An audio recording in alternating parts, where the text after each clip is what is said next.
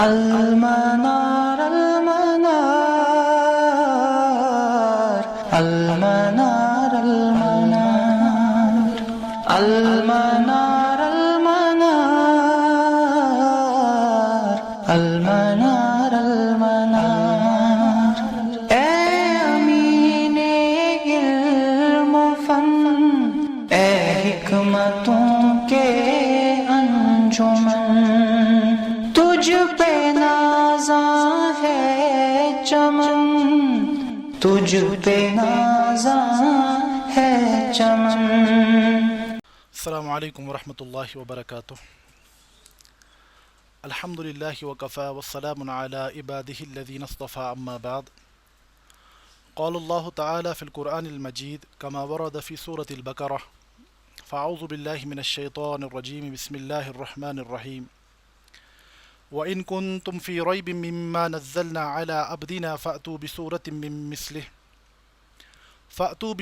مِّن مِّثْلِهِ وَادْعُوا شُهَدَاءَكُم مِّن دُونِ اللَّهِ إِن كُنتُمْ صَادِقِينَ فَإِن لَّمْ تَفْعَلُوا وَلَن تَفْعَلُوا فَاتَّقُوا النَّارَ الَّتِي وَقُودُهَا النَّاسُ وَالْحِجَارَةُ أُعِدَّتْ لِلْكَافِرِينَ رب اشرح لي صدري ويسر لي أمري واحلل عقدة من لساني يفقهوا قولي اللهم أرنا الحق حقا وارزقنا اتباعه وأرنا الباطل باطلا وارزقنا اجتنابه آمین یا رب العالمین۔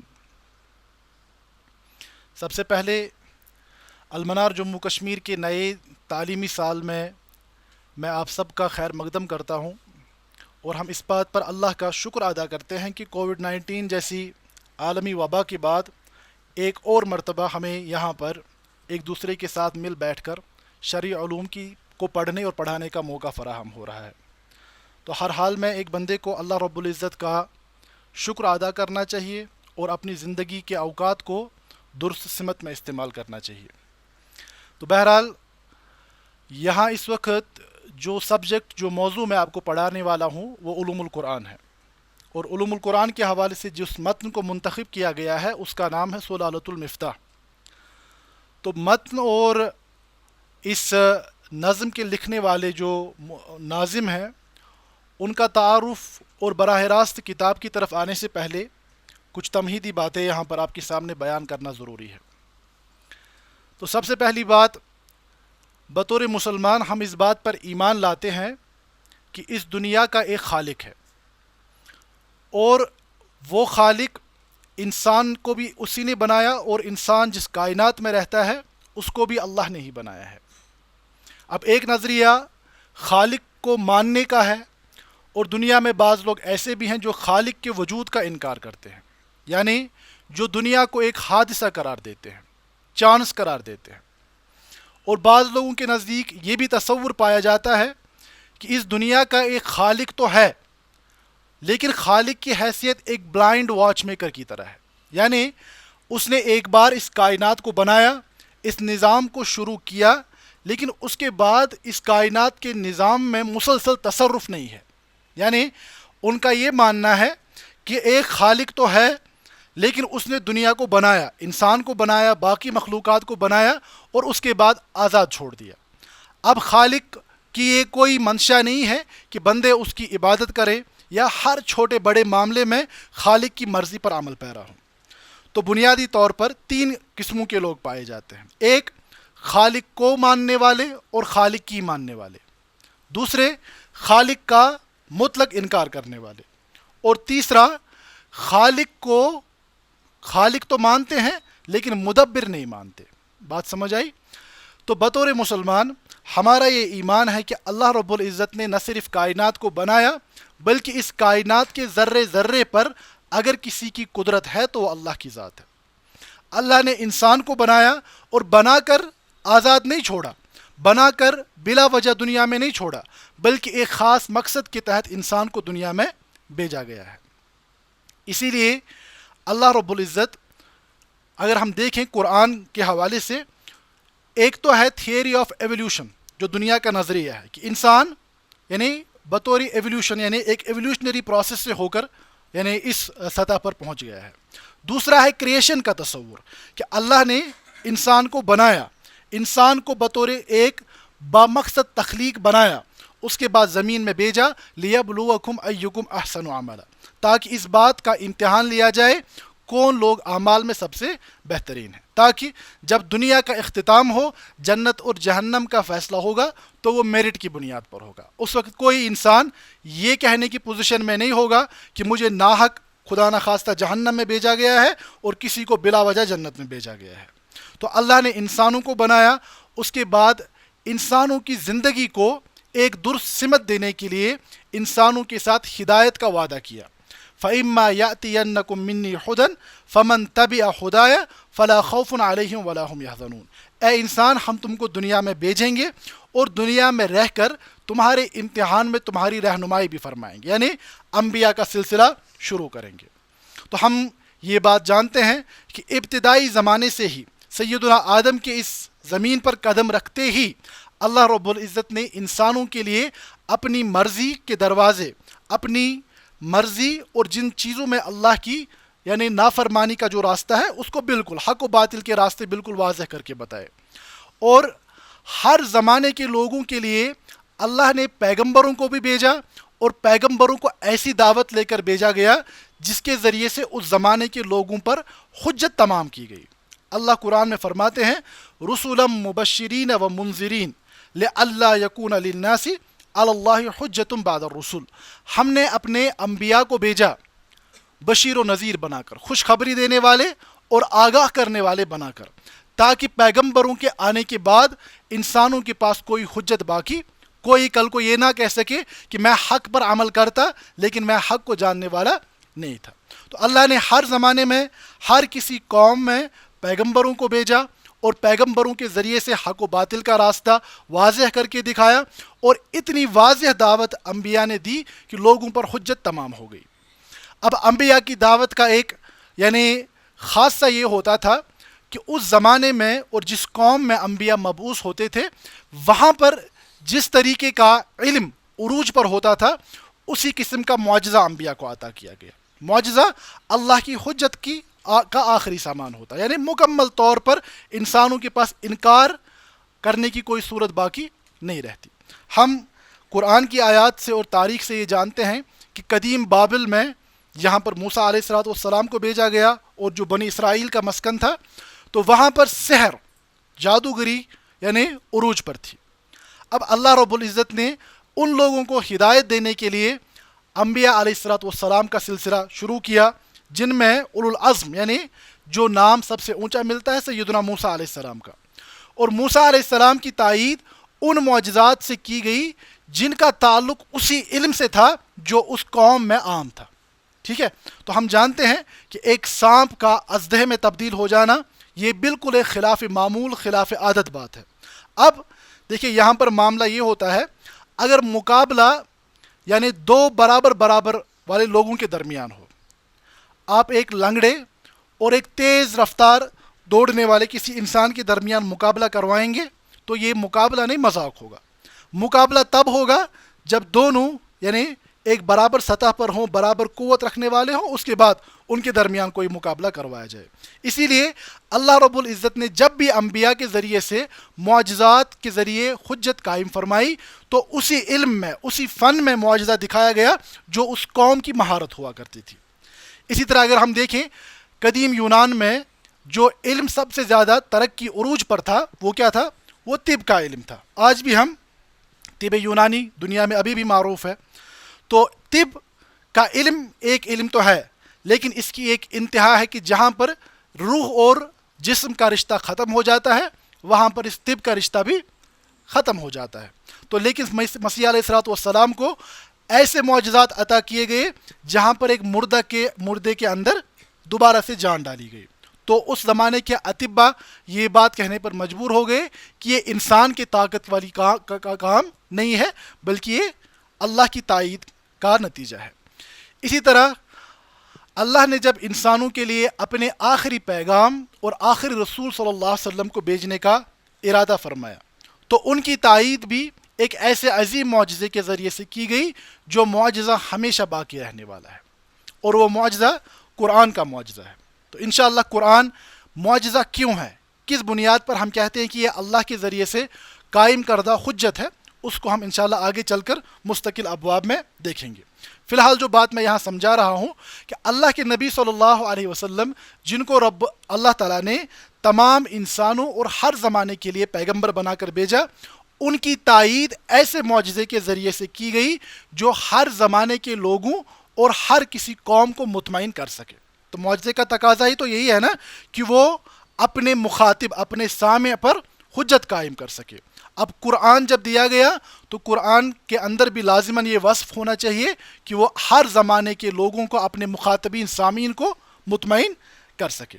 تو ہم کہتے ہیں کہ اللہ کے نبی صلی اللہ علیہ وسلم کا معجزہ قرآن ہے۔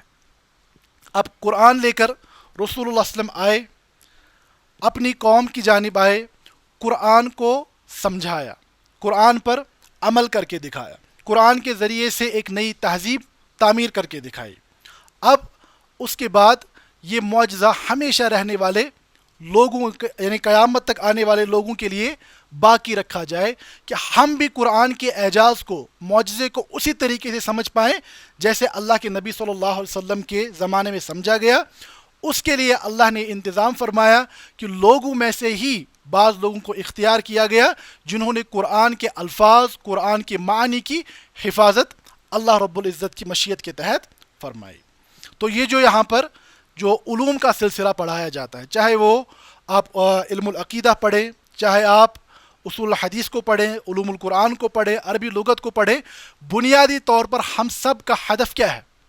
جو یہ پیکیج آپ یہاں پر پڑھ رہے ہیں، المنار کا جو یہ 1 سالہ کورس ہوگا، اس میں بنیادی ٹارگٹ ہمارا کیا ہے کہ ہم اللہ کی آخری کتاب کو سمجھ سکیں۔ اگر آپ اصول الفقہ کو لیں، اس کا مقصد کیا ہے؟ قرآن کے احکامات کے استنباط کے طریقے کو سیکھنا۔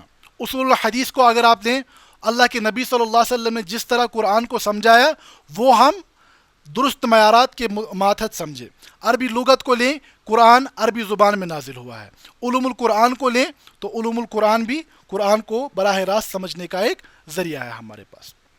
تو ابھی تک جو بات میں نے پہلی بات بیان کرنی چاہی وہ یہ ہے کہ اللہ نے آخری معجزہ نازل فرمایا، اس معجزے کی حفاظت کے لیے مختلف علوم اس امت کو ترتیب دینے کی توفیق عطا فرمائی۔ اب جہاں تک ان علوم کا تعلق ہے، ہم دیکھتے ہیں قرآن تمام علوم کا منبع، سرچشمہ ہے۔ آپ اگر دیکھیں ہمارے یہاں زہد کا تعلق یعنی انسان کی تزکیہ باطن کا جو معاملہ ہے اس کا ذریعہ قرآن ہے۔ احکامات کے استنباط یعنی احکام جہاں سے ہم لیتے ہیں وہ اس کا ذریعہ کیا ہے؟ اس کا ذریعہ قرآن ہے۔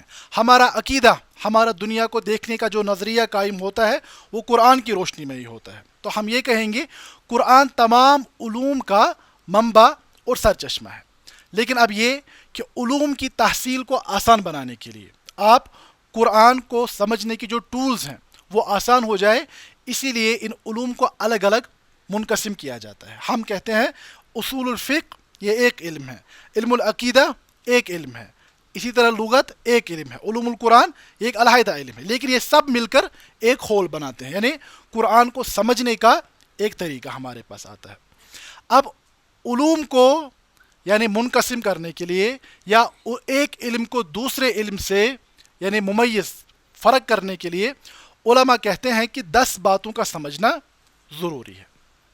دیکھیں اس سے پہلے یہاں پر آپ کی اصول فقہ کی کلاس ہو رہی ہے، فقہ کی کلاس ہو رہی تھی، وہ بھی قرآن سے ہی متعلق ہے، ٹھیک ہے۔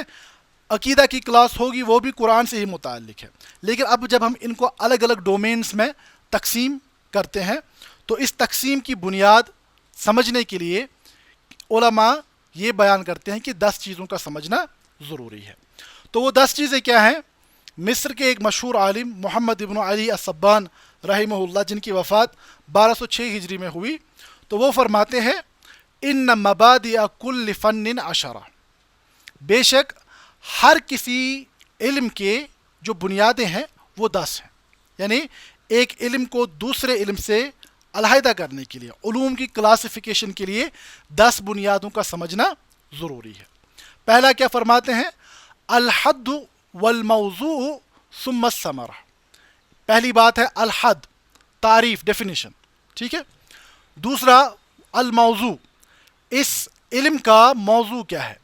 تیسرا ثم الثمرہ، اس علم کو پڑھنے کا یعنی فروٹ ما حاصل اس کا کیا ہوگا. ونسبۃ اس علم کی نسبت، وفضلہ اس کی فضیلت، والواضح اور اس علم کی بنیادیں رکھنے والا. کتنی باتیں ہو گئی؟ الحد پہلی، موضوع دوسری، ثمرہ تیسری، نسبہ چوتھی، اور فضل پانچویں. واضح کا مطلب کیا ہے؟ بنیاد رکھنے، وضع کرنے والا. اور اس کے بعد الاسم اس فن کا نام، الاستمداد اس فن کے سورسز ماخذ، حکم الشارع اور شارع کا حکم. اسی طرح مسائل اس فن سے متعلق مختلف مباحث، والبعض بالبعض اکتفا ومن در الجمیع حاز شرفا. جس نے ان 10 بنیادوں کو حاصل کیا وہ اس علم میں شرف کے مقام پر پہنچ چکا. تو انہی 10 باتوں کو ہم آج سمجھنے کی کوشش کریں گے علوم القرآن کے حوالے سے. علوم القرآن کی حد، علوم القرآن کا موضوع، علوم القرآن کا ثمرہ، اس کی نسبت، اس کی فضیلت، اس کا واضح، اس کا اسم، اس کے سورسز، شارع کا حکم اور اس کے مسائل کو. تو جہاں تک پہلی بات ہے وہ ہے حد و علم التفسیر، یعنی علم التفسیر کی ڈیفینیشن. تو ہم چیزوں کو ڈیفائن کیوں کرتے ہیں؟ حد اگر ہم بات کہیں، حد مطلب ہے ایک دائرہ، ٹھیک ہے؟ تو مختلف علوم، اصول الفقہ کا اپنا ایک دائرہ ہے، علم العقیدہ کا اپنا ایک دائرہ ہے، علوم القرآن کا اپنا ایک دائرہ ہے. تو ہم کہتے ہیں کہ علوم القرآن یہ وہ علم ہے، هو العلم الذي يتناول المباحث التي تتعلق بالقرآن الکریم. یہ وہ علم ہے جس میں ان مباحث کو پڑھا جاتا ہے جن کا تعلق قرآن کریم کے ساتھ ہے. من ناحیت نزولہ، اس میں ہم غور و فکر کرتے ہیں قرآن کے نزول پر، قرآن کیسے نازل ہوا، ٹھیک ہے؟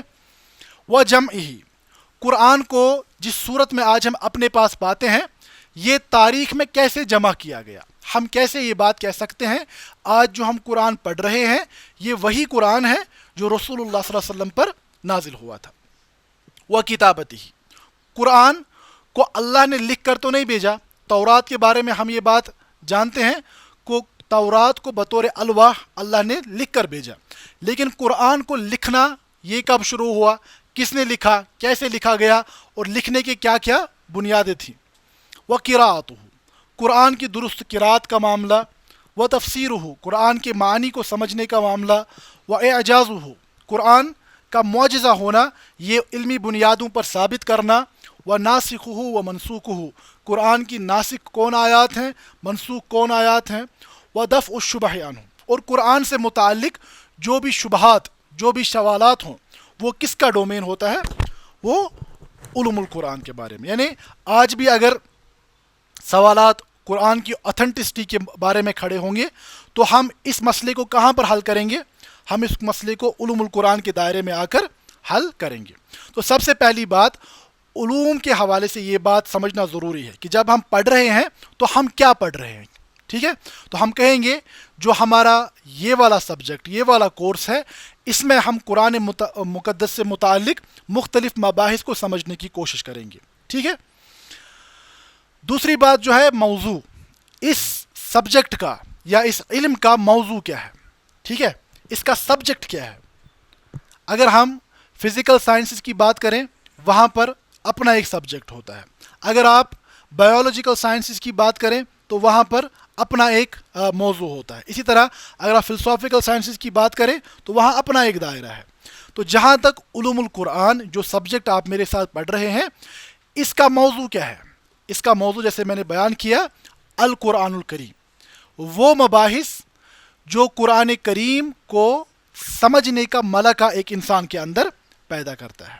قرآن کو درست طریقے پر سمجھنے کے لیے جو میتھڈالوجی چاہیے، قرآن کو صحیح طور پر سمجھنے کے لیے، اللہ کی مرضی کے مطابق سمجھنے کے لیے جو میتھڈالوجی چاہیے وہ اس سبجیکٹ کا موضوع ہے. تیسرا ثمرتہ، اس علم کو پڑھنے کا فائدہ کیا ہے. اگر کوئی یہ پوچھے کہ آپ علوم القرآن پڑھ رہے ہیں تو اس کو پڑھنے سے کیا حاصل ہوگا، تو ہم کہتے ہیں الالمام بالعلوم المتعلقۃ بالقرآن वल्लती तुकव्विनुल फ़हम अस्सही लिकिताबिल्लाहि ताला। इस किताब को, इस सब्जेक्ट को पढ़ने का ये फ़ायदा होगा कि आप उन मबाहिस में महारत हासिल करेंगे जो अल्लाह की किताब को दुरुस्त तरीके पर समझने के लिए ज़रूरी है। अब देखिए, अल्लाह ने किताब नाजिल फरमाई और ये फरमाया युज़िल्लु बिही कसीरन व यहदी बिही कसीरा। इसी किताब के ज़रिए से बाज़ लोग हिदायत पाएंगे और बाज़ लोग गुमराह होंगे, किताब को पढ़कर भी गुमराह होंगे। ठीक है, तो अब गुमराह कौन लोग होंगे? जो अल्लाह की किताब को अल्लाह की मंशा के मुताबिक नहीं समझेंगे। अब रब की मर्ज़ी के मुताबिक कैसे समझा जाए कुरान को, तो वो दुरुस्त फ़हम तभी इंसान को हासिल होगा जब वो उन उसूल व मबादी की पाबंदी करे जिनके ज़रिए से उम्मत में कुरान के फ़हम का इल्म मुंतकिल हुआ है। इनमें से हर एक बात मज़ीद वजाहत तलब है जो आगे चलते हुए इंशाअल्लाह आती रहेगी। अब अहम मसला ये है इस्तिमदाद, सोर्सेस ऑफ इल्म, सोर्सेस ऑफ नॉलेज। तो ये बात यहाँ पर ज़रा हम रुक कर थोड़ी वजाहत के साथ बात करेंगे। जहाँ तक सोर्सेस ऑफ नॉलेज का ताल्लुक़ है तो हमें ये बात समझनी है कि दुनिया में मुख्तलिफ नज़रिया इल्म पाए जाते हैं, जिसे आप एपिस्टेमोलॉजी भी कहते हैं, यानी मुख्तलिफ लोगों के इल्म के हवाले से मुख्तलिफ नज़रियात हैं। किसी चीज़ की दुरुस्त पहचान हासिल करने के लिए हमारे पास क्या ज़रिया है, इल्म के माखज़ सोर्सेस क्या है। तो बाज़ लोग दुनिया में ऐसे हैं जिन्होंने ये कहा कि इल्म के हुसूल का सिर्फ़ एक ज़रिया है, वो इंसान के हवास हैं, सेंसरी ऑर्गन्स हैं। तो बाज़ लोग ऐसे आए जिन्होंने ये कहा नहीं, इल्म के हुसूल का सिर्फ़ एक ही कतई ज़रिया है, वो रीज़न है, इंसान की अक्ल है। अक्ल जिस चीज़ की तस्दीक करे वो इल्म है, और जिस चीज़ की अक्ल नफ़ी करे तो वो जहाल है। ठीक है, तो अगर हम देखें कुरान ने भी इसकी तरफ इशारा फरमाया है। अल्लाह रब्बुल इज़्ज़त ने ये बात बयान फरमाई कि जब आदम को बनाया गया, व अल्लमा आदमल अस्मा, अल्लाह ने आदम अलैहिस्सलाम को इल्मुल अस्मा यानी इल्म सिखाया, और आखिरकार आदम की तख्लीक मुकम्मल होने पर फरिश्तों को हुक्म किया कि सजदा करो आदम को। अल्लाह फरमाते हैं फसजदल मलाइका कुल्लुहुम अजमाऊन, तो सभी लोगों ने सजदा किया इल्ला इब्लीस, सिवाय इब्लीस के। अबा वस्तकबरा व कान मिनल काफिरीन, उसने इनकार किया, तकब्बुर किया और कुफ्र करने वालों में से हो गया। लेकिन आप देखिए, एक तो था कि अल्लाह का हुक्म आ गया, इसकी इताअत में फरिश्तों ने सर झुका दिया, एक तरीका ये वजूद में आया। दूसरा, अल्लाह का हुक्म आया, उसका इनकार हुआ। अब उस इनकार पर शैतान ने दलील पेश की। शैतान ने ये नहीं कहा कि मैं सजदा नहीं करता, उसने अपने इस इनकार की एक दलील पेश की। दलील क्या पेश की? अना खैरुम मिन्हु, मैं तो आदम से बेहतर हूँ। खलक़तनी मिन नारिन व खलक़तहु मिन तीन, तुमने मुझे तो अल्लाह आपने मुझे आग से पैदा किया और इसको मिट्टी से पैदा किया। अब आग मिट्टी से बेहतर है, इसने अंदाज़ा लगाया आग मिट्टी से बेहतर है और बेहतर कामतर को सजदा नहीं कर सकता। तो यहाँ पर एक यानी नया एक तरीका सामने आया कि अल्लाह के हुक्म के मुकाबले में एक मखलूक अपनी आरा, अपना क़ियास पेश करे और उसकी बुनियाद पर अल्लाह के हुक्म का इनकार करे। बात समझ आ रही है? देखिए, ये बात समझना बहुत ज़्यादा अहम है। जो मैं इस्तिमदाद की बात कर रहा हूँ कि उलूमुल कुरान के माखज़ क्या हैं, आप बहुत सारे शुबहात के जवाबात इस बुनियाद पर दे सकते हैं अगर आप इस एपिस्टेमोलॉजी के सवाल को अच्छे से समझ पाए। तो शैतान वो पहली मखलूक है जिसने अल्लाह के हुक्म के मुकाबले में रीजनिंग को इख्तियार किया। अब कोई ये ना कहे कि इस्लाम रीजनिंग का इनकार करता है, वो बात अभी नहीं आई। मैं अभी बात समझ रहा हूँ कि इल्म के माखज़ कहाँ से आ रहे हैं। ठीक है, एक तो वो लोग थे मलाइका वाला रास्ता, अल्लाह का हुक्म आया, उस हुक्म को तस्लीम किया, उस पर अमल की। दूसरा, अल्लाह का हुक्म आया, अल्लाह के हुक्म के मुकाबले में हुज्जतबाजी का खड़ा करना, तो ये दूसरा रास्ता आया। अब आगे चलकर भी इंसानों के यहाँ यही दो रास्ते मारूफ रहे, एक अंबिया की इताअत करने वाले और दूसरे अंबिया के रास्ते को छोड़कर दूसरे ज़राए को हासिल करने वाले। ठीक है, अब अगर आप यानी इंसानी तारीख़ को देखें, इंसानी तारीख़ में कुछ वाक़यात यानी हम कहेंगे कि انسانی تاریخ کو چینج کرنے والے کورس چینجنگ جو واقعات پیش آئے، ان میں سے ایک واقعہ ریناسنس کا واقعہ، یعنی یورپ کے اندر جو ریناسنس کا واقعہ پیش آیا، جو چرچ کے خلاف بغاوت کا جو ایک مادہ پیش آیا، اس کا تاریخی پس منظر آپ کتابوں میں دیکھ سکتے ہیں۔ تو وہاں پر یہ طریقہ سامنے آیا کہ یہ پادری لوگ تو مذہب کے نام پر ہمارا استحصال کرتے ہیں، اب مذہب کے مقابلے میں ہم عقل کو کھڑا کریں گے، اور جو عقل کے پیمانوں میں بات درست ثابت ہوگی اس کو ہم قبول کریں گے، اور جو بات ثابت نہیں ہوگی اس کا انکار کیا جائے گا۔ تو ہم دیکھتے ہیں کہ مغرب کے اندر یعنی مختلف نظریات علم کھڑے کیے گئے۔ تو کبھی کبھار آپ دیکھیں گے ارسطو اور افلاطون کا، یعنی جو پلیٹو تھا، ارسطاٹل تھے، ان کے سائنٹیفک میتھڈ کا معاملہ، یعنی ہم اسی چیز کو علم مانیں گے جس کو ہم حواس کے ذریعے سے جانچ پائے۔ چیز وہی ہے جو آنکھوں سے دیکھی جائے، کانوں سے سنی جائے، ہاتھوں سے محسوس کی جائے، زبان سے چکھی جائے، اس کے علاوہ ہم اور کسی چیز کو، تم لوگ فرشتوں کی بات کرتے ہو، ہم نہ فرشتوں کو دیکھتے ہیں، نہ ان کی آواز کو سنتے ہیں، نہ ہی ان کو محسوس کر سکتے ہیں، ہم نہیں مانتے۔ تم اللہ کی بات کرتے ہو، ہم اللہ کو نہیں دیکھ سکتے، اللہ کی بات کو کانوں سے نہیں سن سکتے، اور یعنی اللہ کے ساتھ کوئی تعلق نہیں بنا سکتے، تو ہم نہیں مانتے۔ تو ایک نظریہ یہ کیا آیا کہ مانا جائے گا انہی کو جو حواس کے تابع ہو، ٹھیک ہے۔ اب اس سے آگے چل کر جو بڑا ایک فلسفی آگسٹ کومٹ کی صورت میں ہمارے سامنے آیا، تو لاجیکل پازیٹیوزم کا ایک اور فلسفہ، میں اختصار کے ساتھ باتیں کہہ رہا ہوں، تو وہ مزید آگے چلے کہ ہم صرف اس چیز کو مانیں گے جس کو دیکھ سکیں، ٹھیک ہے۔ تم لوگ کہتے ہو اللہ نے دنیا بنائی، design leads to the designer, ٹھیک ہے نا، یہ ایک معاملہ کہ اگر دنیا میں ایک نظام ہے، اس نظام کو بنانے والا کوئی ہے، تو ہم تب تک اس بنانے والے کو نہیں مانیں گے جب تک ہم اس کو دیکھ نہ لیں۔ وہی چیز ہے جس کو دیکھتے ہیں، جس کو نہیں دیکھتے اس کو نہیں مانتے۔ تو ہم دیکھتے ہیں کہ اگر آپ اس نظریے علم کو لیں تو اس کے ذریعے سے بالکل ایک نئی تہذیب، نئی سوچ اور نئے افکار جنم لیتے ہیں، ٹھیک ہے۔ دوسری طرف مسلمانوں کا نظریہ علم ہے، جو ہم بات کرتے ہیں کس کی؟ استمداد کی، یعنی جو آپ کا علم ہے، اس علم کے سورسز کیا ہیں، ٹھیک ہے۔ تو مسلمانوں کے یہاں عقل کا اپنا مقام ہے، حواس کا اپنا مقام ہے، لیکن یہ علم کے حصول کا آخری ذریعہ نہیں ہے۔ بات سمجھ آ رہی ہے؟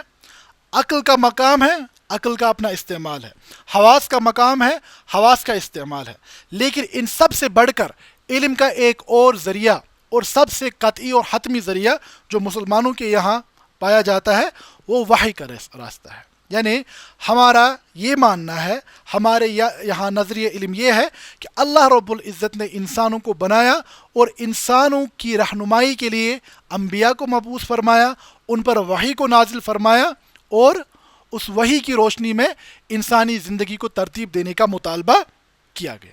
تو اب دیکھیں دو راستے ہیں، ایک وحی کے انکار کا راستہ، دوسرا وحی کے قبولیت کا راستہ۔ آپ اب وحی کو علم کا سب سے اونچا ذریعہ تسلیم کرتے ہیں، اس کے بعد اب اس وحی کے علم کو سمجھنے کے لیے عقل بھی استعمال ہوگی اور حواس بھی استعمال ہوں گے، لیکن یہ علم کا سول، خالی آخری ماخذ نہیں ہوگا۔ ہم یہ کہیں گے کہ اللہ نے قرآن مقدس میں عقل کے استعمال پر بہت زیادہ یعنی تاکید فرمائی ہے۔ ان فی خلق السماوات والارض واختلاف اللیل والنہار لآیات لأولی الالباب، بے شک زمین و آسمان کی تخلیق میں، رات دن کے بنانے میں ان لوگوں کے لیے نشانیاں ہیں جو عقل والے ہوں۔ اسی طرح افلا تعقلون کتنی جگہ قرآن میں کہا گیا، ٹھیک ہے۔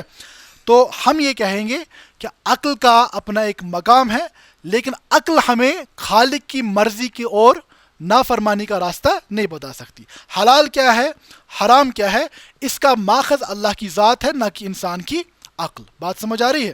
یہ بات سمجھنا بہت زیادہ ضروری ہے، کیونکہ جب قرآن کے متعلق شبہات کھڑے کیے جاتے ہیں تو ہم یوں سمجھے ہم غلط پچ پر کھیلنے جاتے ہیں۔ جب غلط پچ پر کھیلنے جائیں تو آپ کی ہار یقینی ہوگی، ٹھیک ہے۔ تو پہلی بات، ہمارے یہاں نظریہ علم قرآن کیا ہے؟ ہمارے لیے یہ کوئی بڑی بات ماننا نہیں ہے کہ قرآن اللہ کا نازل کردہ کلام ہے. کیوں؟ کیونکہ ہم وحی کو علم کا ذریعہ مانتے ہیں. اب دوسرا وہ نظریہ ہے جہاں پر وحی کو کوئی حیثیت حاصل، لیکن قرآن تو موجود ہے. اب وہ قرآن کو کیا سمجھتے ہیں تو وہ اس پر اپنے دلائل دیں گے. وہ کیا کہیں گے؟ محمد صلی اللہ علیہ وسلم بہت زیادہ ذہین تھے، ان کی اپنی ذہانت کا نتیجہ ہے.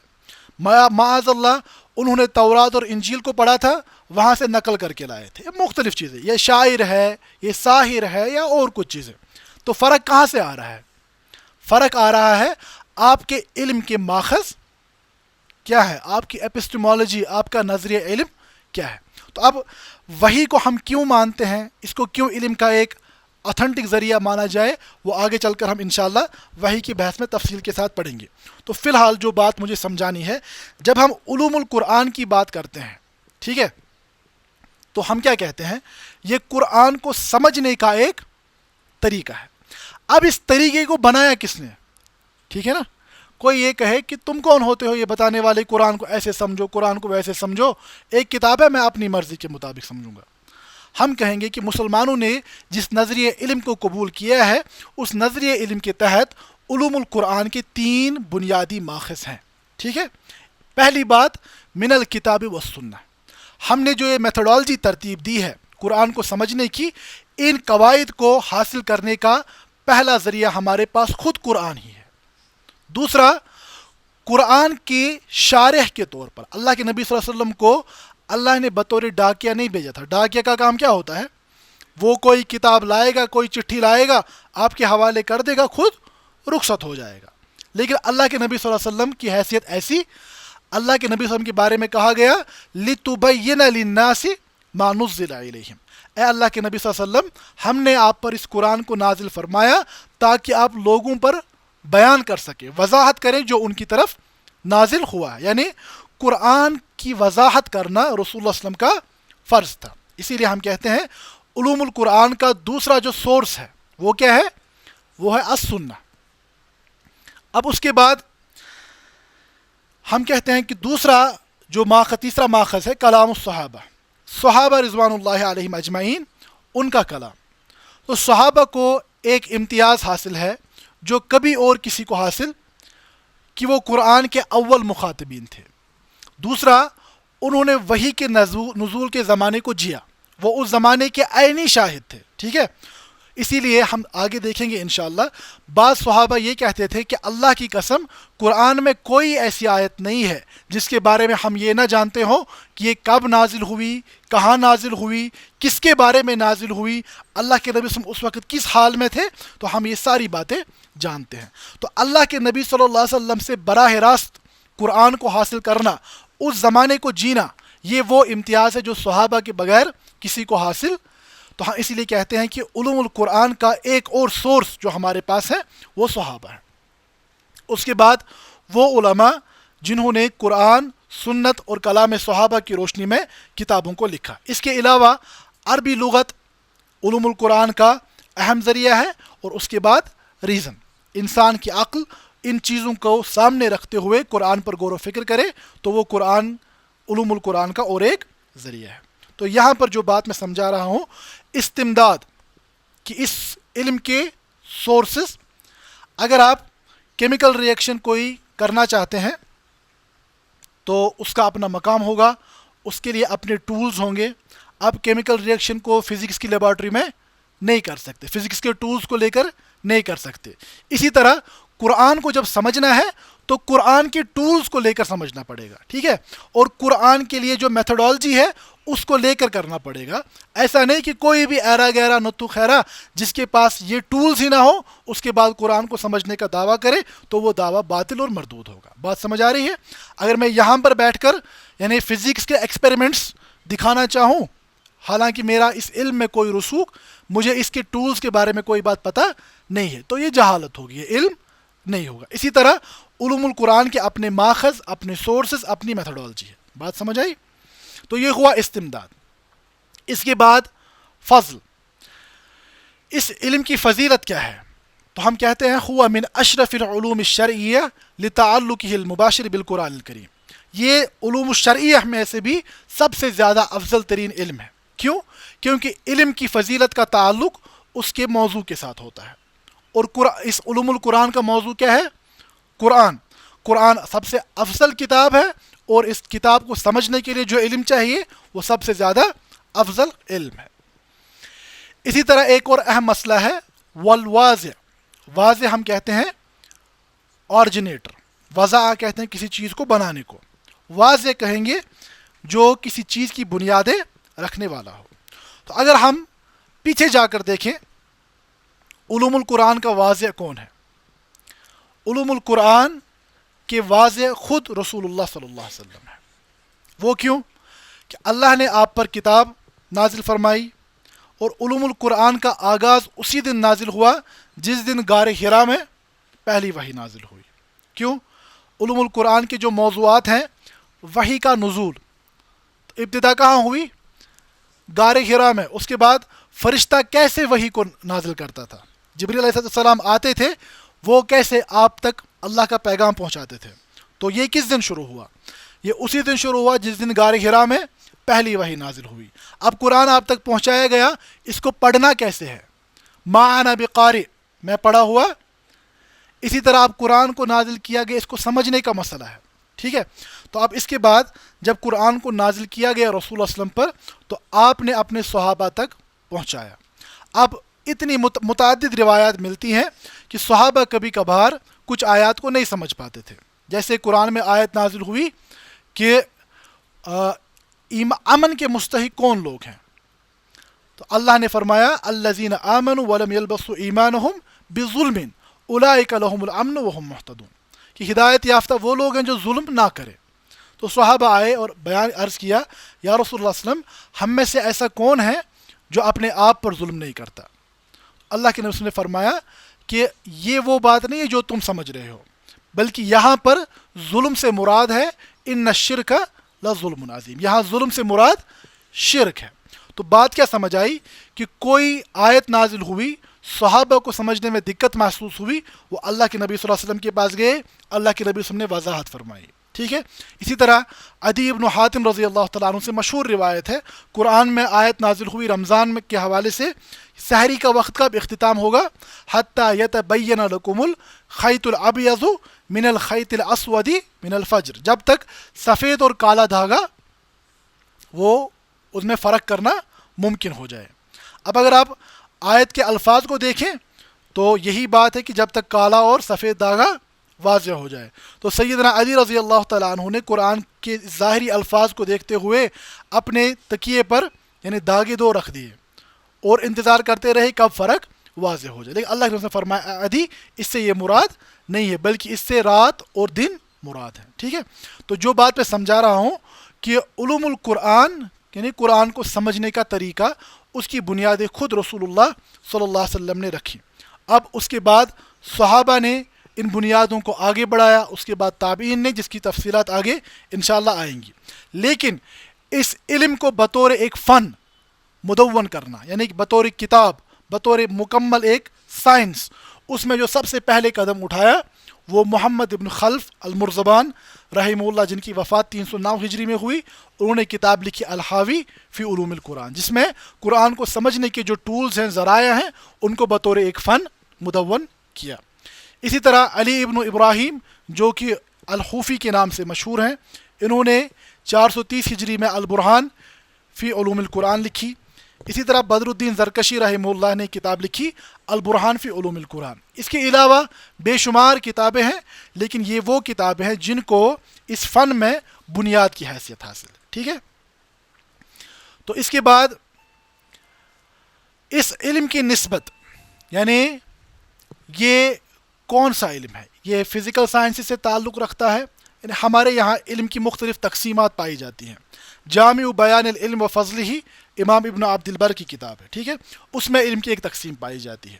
اسی طرح علم کی ایک تقسیم جو ہمیں ملتی ہے ابن رجب رحمہ اللہ کے یہاں، وہ فرماتے ہیں علوم یا تو نافع ہوتے ہیں یا ضار ہوتے ہیں، نفع بخش علم ہوتا ہے، نقصان دہ علم ہوتا ہے۔ تو قرآن نے بھی اس کی تصدیق کی کہ سحر کے علم کے بارے میں یہ کہا گیا وَيَتَعَلَّمُونَ مَا يَنْفَعُهُمْ وَلَا وَيَتَعَلَّمُونَ مَا يَضُرُّهُمْ وَلَا يَنْفَعُهُمْ، یہ وہ چیز سکھاتے تھے جن سے نقصان پہنچتا تھا. اسی لیے اللہ کے نبی صلی اللہ علیہ وسلم دعا بھی سکھائی, اللہم انی اعوذ بک من علم لا ینفع, اے اللہ میں اس علم سے آپ کی پناہ چاہتا ہوں جو نفع پہنچانے والا نہ ہو. تو ہم کہیں گے ایک تو ہے نافع علم, دوسرا ہوتا ہے غیر نافع. اور اسی طریقے سے ہم کہیں گے ایک علم وہ ہے جس کا تعلق دنیائی امور کے ساتھ ہے, دوسرا جس کا براہ راست تعلق شرعی معاملات کے ساتھ ہے. ہم کہتے ہیں کہ علوم القرآن کی پوزیشن یہ ہے کہ یہ علوم الشرعیہ کے ساتھ تعلق رکھتا ہے. اسی طرح حکم الشارع, اس علم کو حاصل کرنے کے حوالے سے اللہ اور اس کے رسول صلی اللہ علیہ وسلم کا حکم کیا ہے. کیا اس علم کو حاصل کرنا فرض ہے, واجب ہے, حرام ہے؟ کیونکہ بعض, جیسے میں نے بیان کیا, سحر کا بھی اپنا ایک نالج ہے, تو وہ حاصل کرنا کیا ہے, وہ حرام ہے. ٹھیک ہے. اب جہاں تک علوم القرآن کا تعلق ہے تو ہم کہتے ہیں کہ اس کا حکم کیا ہے, یہ فرض کفایہ ہے, یعنی امت کا ایک طبقہ لازماً اس علم کو حاصل کرنا چاہیے. کچھ لوگ حاصل کریں تو سب کے ذریعے سے ذمہ ادا ہوگا, سب لوگ چھوڑ جائیں تو سب کے سب گنہگار ہوں گے. تو اس اعتبار سے ہم اس وقت جو کام کر رہے ہیں, ہم اللہ کے فضل سے امت کی جانب سے ایک فرض کفایہ کو ادا کر رہے ہیں. اور آخری بات, اس پر اختتام کریں گے کہ اس کے مسائل, ٹھیک ہے, اس کے مسائل میں کیا کیا آتا ہے کہ ما یرجع الی, یعنی ان کو ہم 6 انواع میں تقسیم کرتے ہیں. وہ مسائل جن کا تعلق قرآن کے نزول کے ساتھ ہے. دوسرا, قرآن ہم تک کیسے پہنچا ہے. آج ہم یقینی طور پر یہ بات کہتے ہیں کہ ہم جو قرآن پڑھ رہے ہیں یہ وہی قرآن ہے جو اللہ کے نبی صلی اللہ علیہ وسلم پر نازل ہوا, لیکن بیچ میں 1400 سالوں کا یعنی ایک گیپ, ایک زمانہ ہے. اب 1400 سالوں میں کیسے منتقل ہو کر ہم تک پہنچا ہے, وہ علوم القرآن کا ایک اہم ڈومین ہے. اسی طرح قرآن کو درست ادا کرنا, قرآن کو پڑھنا درست, یہ علوم القرآن کا ایک اہم مسئلہ ہے. ما یرجع الی الالفاظ, قرآن کے الفاظ کو سمجھنا, یہ اس کا ایک ڈومین ہے.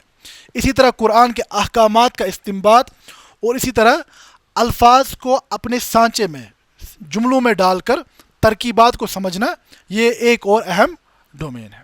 تو یہ بنیادی طور پر علوم القرآن کا ایک بنیادی فریم ورک میں نے آپ کے سامنے پیش کرنے کی کوشش کی, جو کہ محمد ابن علی الصبان فرماتے ہیں کہ ہر کسی فن کی کتنی بنیادیں ہیں, 10.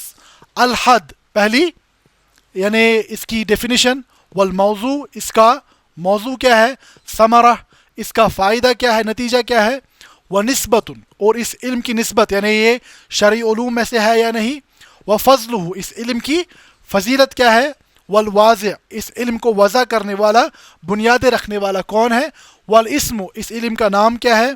اسی طرح الاستمداد اس علم کے سورسز ماخذ کیا ہیں, حکم الشارع اس علم کے بارے میں شارع کا حکم کیا ہے, اور مسائل اس علم کے جو مباحث ہیں, مسائل ہیں, کانٹینٹ ہے, وہ کیا ہے. تو ان سب باتوں کو ہم نے اختصار کے ساتھ آپ کے سامنے پیش کیا.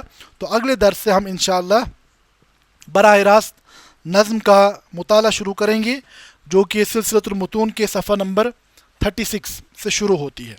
تو نظم کا نام سلالۃ المفتاح ہے, اور اس کے مؤلف جو ہے, ناظم ہے, وہ ہیں علامہ عبداللہ ابن فودی رحمہ اللہ تعالیٰ. تو اگلے درس میں ہم نظم اور ناظم کا تعارف اور پہلی جو اس کا مقدمہ ہے اس کو سمجھنے کی کوشش کریں گے. ھذا ما عندی واللہ تعالی عالم, وصلی اللہ علی نبینا محمد وآلہ وصحبہ وسلم, وآخر دعوانا ان الحمد للہ رب العالمین. المنار المنار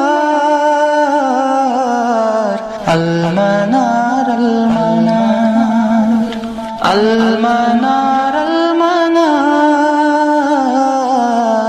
المنار المنار اے امین علم و فن, اے حکمتوں کے انجمن, تجھ پہ نازاں ہے چمن, تجھ پہ نازاں ہے چمن.